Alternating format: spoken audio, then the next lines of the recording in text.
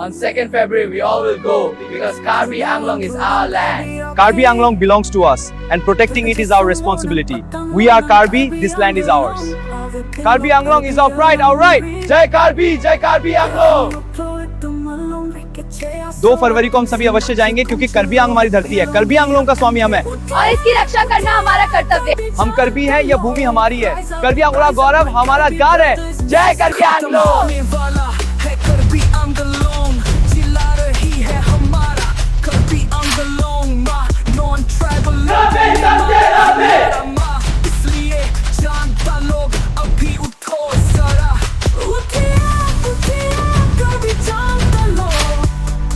Kado kabe afanta pachinilo.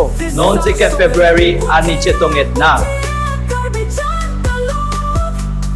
Ilongri abete do saya be.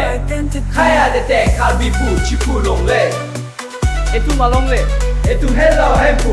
Kachirai kom kar o. हमका भागेगा जगह नहीं, यही है हमारा मिट्टी, यही है हमारा लाइफ, यही है 6 No eviction, no rest. No eviction, no rest. No eviction, no rest.